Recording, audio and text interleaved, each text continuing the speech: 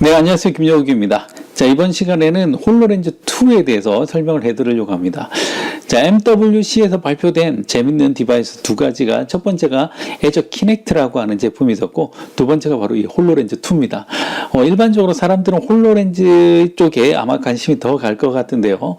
이 홀로렌즈 같은 경우는 마이크로소프트가 그 믹스드 리얼리티라고 해서 마이크로소프트의 그 가상현실 그 플랫폼이죠. 그 믹스드 리얼리티 플랫폼에서 가장 특출난 그런 제품이다라고 얘기를 할 수 있는데, 프로젝트 바라부라고 하는 이름으로 개발됐던 게 바로 이 홀로렌즈입니다. 홀로렌즈 첫 번째 버전은 2016년 3월 30일 날 바로 런칭이 됐고요. 개발자들한테는 $3,000, 우리나라 돈으로는 300만 원 조금 넘는 가격에 공급이 됐었습니다. 홀로렌즈 2 같은 경우에는 이번에 MWC에서 발표됐고, 지금 초기 버전이 $3,500예요. 그러니까 한 $500 정도 더 비싸졌는데, 그 기능이나 모양새는 훨씬 더 세련됐기 때문에 뭐 $500 더 투자할 만한 가치가 있지 않을까라는 생각이 듭니다.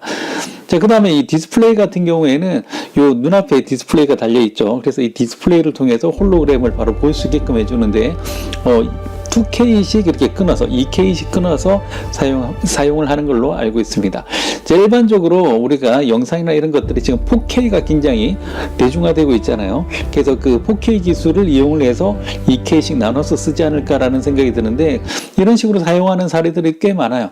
뭐 360도 카메라 같은 경우에는 4K를 끊어서 전면부에 2K 그리고 후면부에 2K에서 각각 180도씩 찍어서 360도를 촬영하는 그런 케이스도 있습니다.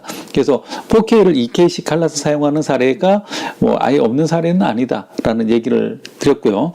그 기존의 1에 비해서는 2는 이미 한 2배 정도 해상도에 있어서 차이가 난다라고 하는데, 일단은 뭐 그냥 수치상으로 2배라고 하는 것보다 실제로 사람의 눈이 느끼는 2배는 훨씬 더 큰 효과가 나오지 않을까라는 생각이 듭니다. 이 홀로렌즈는 그 특이하게도 이 디바이스 자체가 하나의 컴퓨터입니다.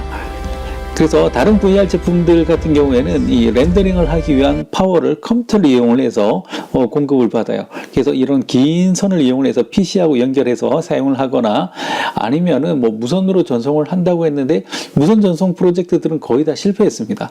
왜냐하면 이게 리얼타임으로 렌더링을 해야 되는데, 렌더링을 PC에서 해서 넘어오는데 무선으로 넘어온다. 이게 리얼타임일 수가 없죠. 뭐 끊기거나 버퍼링 돼서 약간씩 지연되면 굉장히 안 좋은 현상들이 나타납니다. 근데 이 홀로렌즈 같은 경우에는 이 자체가 하나의 컴퓨터이기 때문에 여기서 바로 렌더링을 해버려서 바로 보여주는 거죠. 그래서 그런 문제들이 없어졌습니다. 홀로렌즈 1 같은 경우에는 인텔의 CPU가 포함됐었는데요. 홀로렌즈 2에는 SoC 칩으로 퀄컴 칩이 들어갔어요. 좀 특이하게도 퀄컴하고 인텔하고는 일단 아키텍처가 완전 틀리죠. X86이랑 ARM 계열의 칩셋으로 완전히 달라지는데, SoC 칩으로 들어가는 이 퀄컴 스냅드래곤 같은 경우에는 850 모델이 들어가 있어요. 그래서 꽤 좋은 칩이 들어가 있는 것 같습니다. 그리고 홀로렌즈 1에 이어서 2에도 HPU라고 하는 칩셋이 별도로 들어가 있는데요. 이건 마이크로소프트가 설계를 해서 커스터마이징한 칩이라고 볼 수가 있습니다. HPU는 그 홀로그래픽 프로세스 유닛의 약자입니다. 그래서 홀로그램을 렌더링하거나 아니면 뭐 사람의 제스처를 처리하거나 여러 가지 역할들을, 그러니까 속도가 좀 필요한 부분들을 아예 하드웨어적으로 구현을 했다라고 보는 것 같은데, 이번에 탑재된 건 2세대 Second Generation Custom Built Holographic Process Unit이라고 되어 있어요. 그래서 2세대 HPU가 탑재가 되어 있다라고 보시면 될 것 같습니다. 뭐 와이파이는 802.11, 그리고 블루투스로 5.0, 그리고 자, 확실히 이제 USB도 C 타입의 시대가 열린 것 같습니다. 홀로렌즈 첫 번째 버전 같은 경우에는 마이크로 5핀 USB 잭이 달려 있었거든요. 근데 2 같은 경우에는 USB 3.0이 들어 있습니다. 자, 그래서 굉장히 재밌는 기능들이 많이 들어 있어요. 카메라도 8메가픽셀짜리가 들어 있고, 그다음에 마이크 같은 경우에는 이렇게 배열로 어레이 형태로 되어 있습니다. 그래서 어느 쪽으로 소리가 들어오는지를 감지할 수 있게끔 되어 있어요.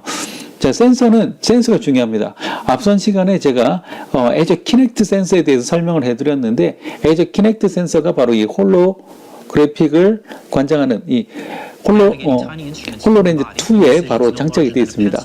애저 키넥트가 바로 장착이 되어 있기 때문에 가장 달라지는 점이 바로 사람에 대한 인식이 훨씬 더 정확하고 정밀해졌다는 겁니다.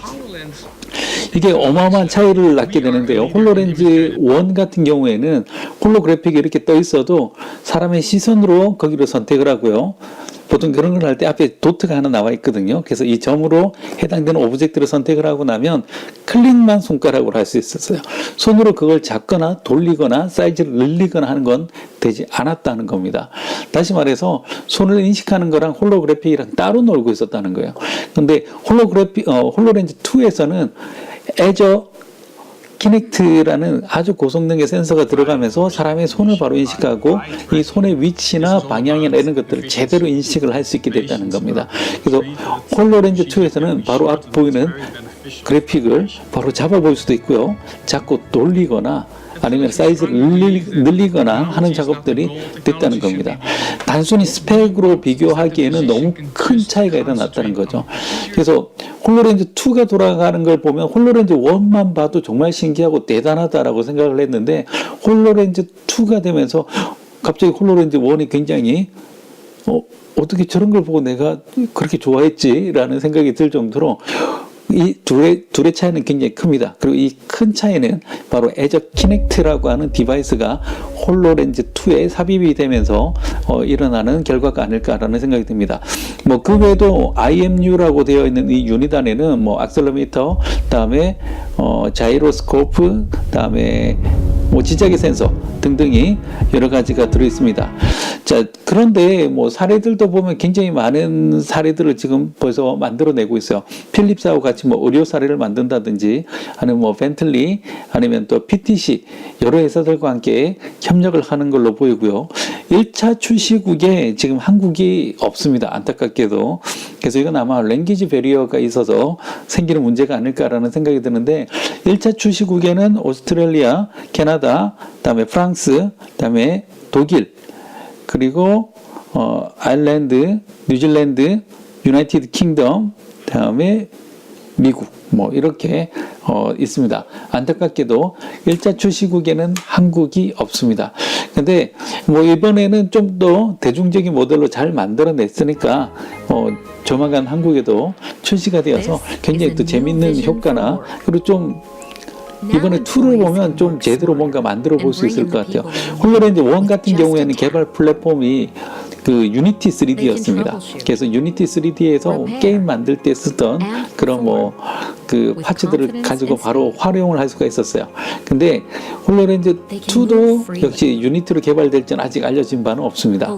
근데 뭐 크게 달라지진 않지 않을까라는 생각이 드는데 아무튼 뭐 좀 더 자세한 내용들이 나오면 다시 한번 공유를 해드리겠습니다.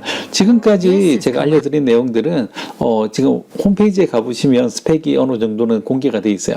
근데 자세한 스펙이나 아니면 또 무게나 또 기타 좀 알려지지 않은 디테일들은 아마 5월 달에 있을 마이크로소프트 빌드 컨퍼런스에서 좀 더 자세한 내용을 볼 수 있지 않을까라는 생각이 듭니다. 네, 이상 홀로렌즈 2에 대해서 얘기해 봤고요. 또 좋은 소식 그리고 또 새로운 내용들이 있으면 다시 한번 소개해 드리도록 하겠습니다. 네, 감사합니다.